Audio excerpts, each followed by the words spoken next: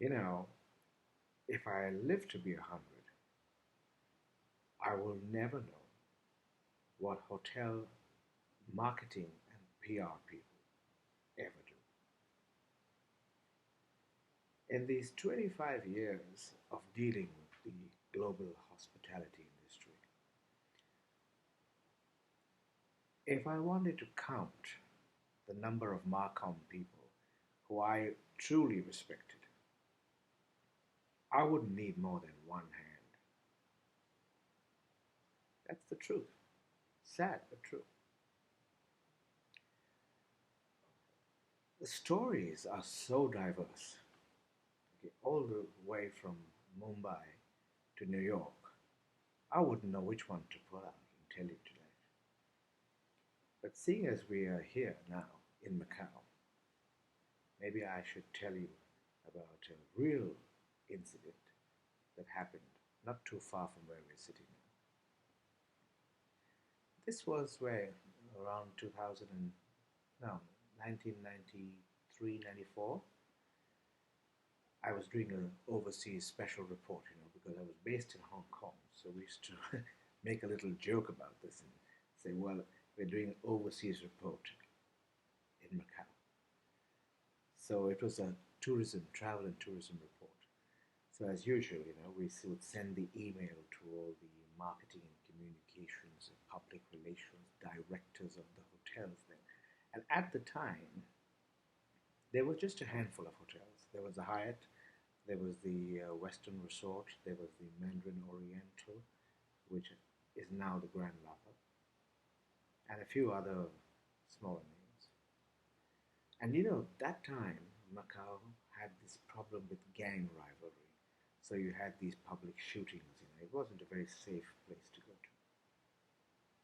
Nonetheless, I find myself sitting in front of this marketing communications manager, who I shall just call Shampa, in one of the hotels in Taipa. Now, you got to understand that weeks before this appointment, I had sent her all the details by email. Exactly what I wanted to cover in the hotel, how much it's going to cost, everything.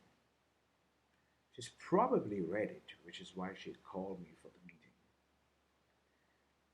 So I sit there, explain the whole thing to her. She hears me out, and then after a few minutes says, with the most serious of expressions, she says, I like your magazine. I think this is the right channel for us to promote our hotel. But we don't have a budget.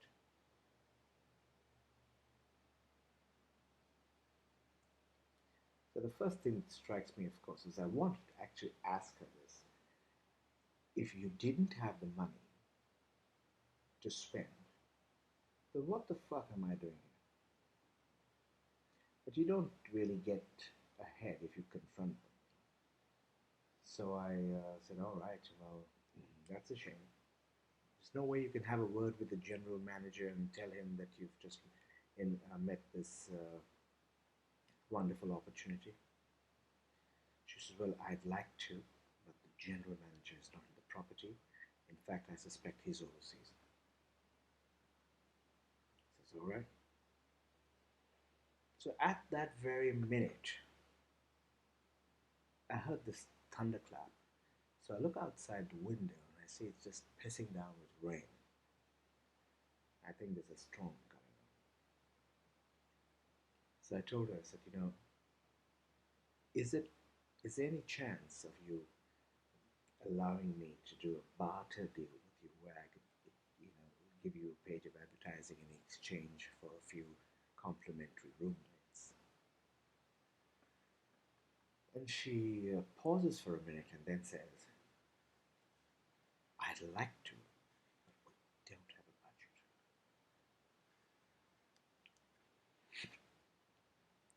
So I say to her, I said, well, you need a budget for rooms as well?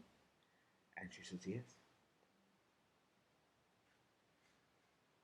Besides, the hotel is fully occupied tonight, which wasn't true because I had the occupancy figures of all the hotels in my pocket as I was talking to her. But once again, you're not going to get anything by confronting them. So at that point, I noticed just behind her seat in the lobby, there was an ice cream box. So I thought to myself, I said, well, she's so fucking tight. She's decided not to give me anything. So asking for an ice cream. Though, of course, I was pretty skint at the time. And I thought, never mind. So I opened my wallet and I said, could I buy an ice cream? And she looks at me and says, well, it's locked. It would have been all too easy for her to just go to the reception and get the key and let me have an ice cream so I could enjoy it alongside my taste of failure and frustration and fear of having to go back on the ferry back to Hong Kong in that storm. Well, I thought, well, she just doesn't like me at all. At that point, I turned around to go. And guess what? I heard this firecracker sound. So I looked at the glass door of the lobby of the hotel, and obviously someone had been flung against it. So I ran out to see what was going on, and I saw this car rushing past out of the driveway, and there's this Chinese guy dropped.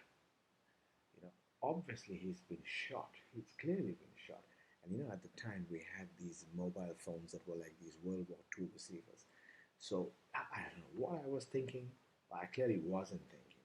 So I take this phone and I try to take pictures of the getaway car. Can you imagine that? How fucking stupid I was. But that didn't happen, so I start taking pictures of this guy. So Shanba sees me and rushes out and says to me, what are you doing? So I said, well, I'm taking pictures of this guy. You should have called the police. She said, we have called the police.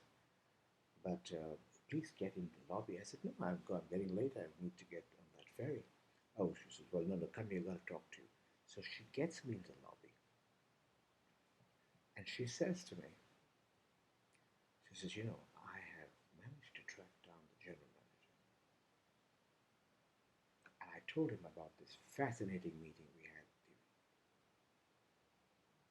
And I've convinced him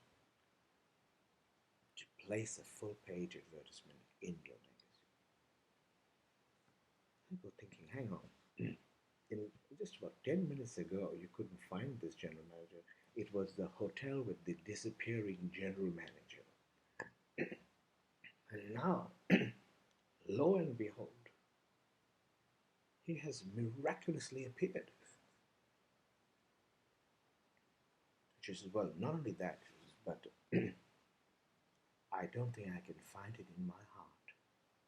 She actually said this with the most sincere expression that I had ever seen on her from the time I actually met her.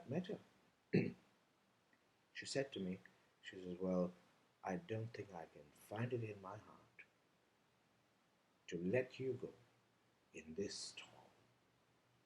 Well, she did find it in her heart about 10 minutes ago, but things have changed. Oh, by the way, she says, here's the ice cream.